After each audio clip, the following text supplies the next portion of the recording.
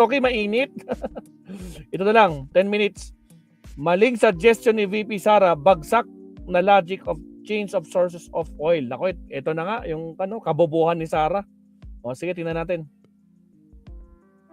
Alam ni nanay na ang Colgate Maximum Cavity Protection ay may up to 24-hour cavity protection. Again, sa mga bagong pasok sa ating Team Replay, shoutout sa inyo. Huwag kalimutan mag-like and subscribe. Attorney Rene Bueno, shoutout.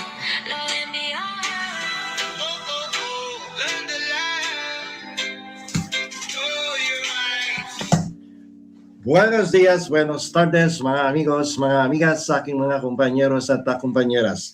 Magandang araw po sa inyo lahat. Ako po ang inyong lingkod, Attorney Rene Bueno, at ngayong episode na to ay ating pong tatalakayin ang tungkol sa patuloy na pagtaas ng langis at tungkol sa isang suhestyon o rekomendasyon ng ating Vice Presidente na si Sara Duterte, na kung saan kung siya daw ang masusunod ay maraming options or available remedies kung paano malulunasan ang problema natin sa kakulangan ng supply ng crudo at langis na galing dito sa Middle East.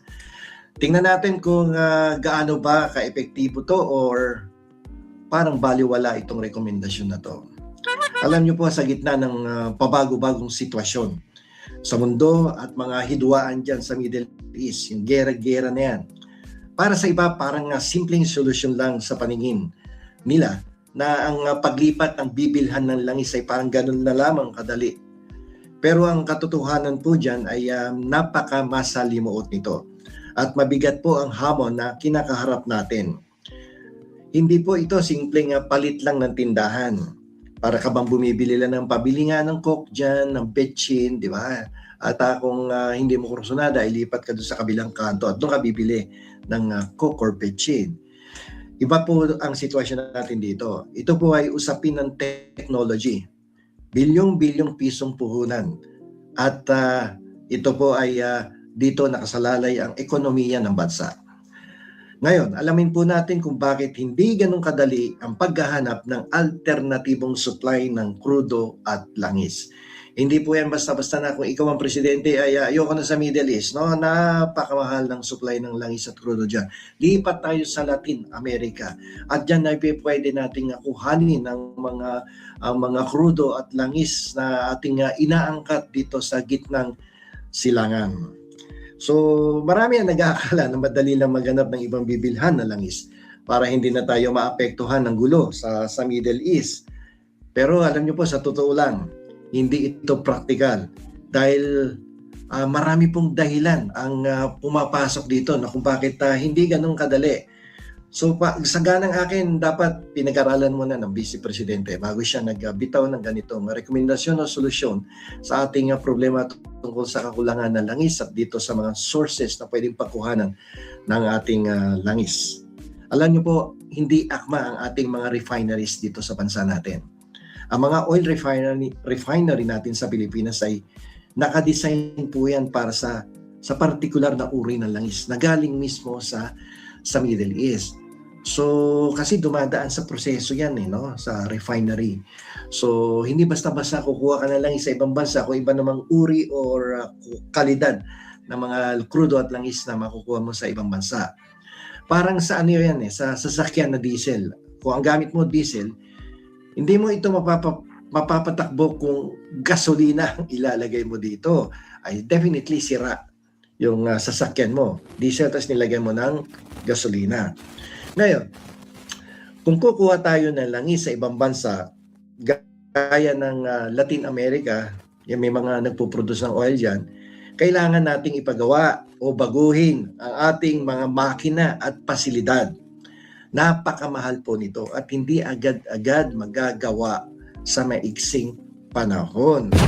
So, yan ang unang-unang problema kasi yung crudo at langis na ini-import natin sa Middle East, hindi magmamatch yung ating facility kung sa Latin America tayo kukuha. Pangalawa, napakamahal ng gasto sa pagbiyahe. Ang pagkuha po ng langis mula sa malalayong bansa gaya ng Amerika or Latin America ay nangangahulugan ng mas mahabang biyahe ng mga barko. Siyempre, parang sumakay ka lang sa jeep, di ba? Kung galing ka ng Green Hills, punta ka ng Quiapo or Divisoria, mas mahal ang pamasahe ng Divisoria kumpara sa pamasahe sa Quiapo. Mas mahaba, mas mahal. Mas maiksi, mas mura. Ngayon, dito din sa sitwasyon ngayon, dahil mas malayo, mas malaki ang magagastos sa krudo ng barko. Siyempre, yung tagal ng biyahe niyan, may mga overhead expenses involved yan. So, kahit na mas mura ang presyo ng langis sa ibang bansa, magiging mas mahal pa rin ng presyo pagdating sa Pilipinas dahil sa taas ng gastos sa pagpapadala. Yung shipping cost niyan, no, hindi libre yan. Nadadalhin dito basta-basta sa Pilipinas. May gastos na involved yan. Negosyo yan, no? May shipping cost. So, para sa akin, yung sinabi ng Vice Presidente kanina sa anibersaryo ng Araw ng Kagitingan ay hindi po solusyon, kundi posibleng maging karagdagang problema ng ating bansa.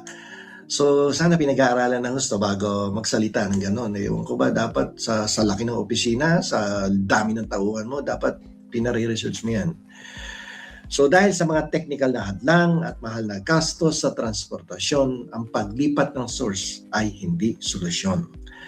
Maaari pa nga itong maging cost o sanhi ng pagtaas ng presyo ng gasolina. Sa halip na bumaba, definitely tataas pa ang presyo. Bakit? Gumastos ka sa bagong facilities. Magdadagdag ka ng gastos pagdating sa shipping cost. Napakalayo ng other sources kasi Middle East medyo malapit-lapit kung ikukumpara sa ibang sources ng langis. So, ano yung dapat natin gawin? Stop paying those greedy telecom giants outrageous monthly bill. Again, sa mga bagong pasok, huwag kalimutan mag-like at subscribe. Dahil hindi tayo basta-basta makakalipat ng bibilhan ng krudo, ng langis, ang mas magandang paraan ay bawasan ang ating pagdepende sa langis. Matagal na po yan sinasabi din ng ating Pangulo sa mga maraming speeches niya sa iba't ibang lugar na gusto niya bawasan natin ang ating dependency sa fossil, no, sa langis. At ang gusto actually ng ating Pangulo ay gumamit ng ibang klase ng enerhiya. Mas palakasin ang paggamit ng renewable energy gaya ng solar, no, ng hangin at ng tubig. Yan, mga sources yan ng mga renewable energy. At patuloy tayo maghanap siyempre ng sarili na nating langis dito sa teritoryo natin. So ipagpapatuloy yung pag-explore or paghahanap ng sariling supply ng enerhiya sa loob ng ating bansa. Isa pa, siyempre kailangan natin magtipid. Magkaroon dapat tayo ng mga programa na nagbabawas sa pagkonsumo ng langis sa ating mga sasakyan at pabrika. Pero itong nangyari na ngayon sa atin na to, itong giyera sa Middle East, parang nagkakaroon ulit tayo ng bagong new normal.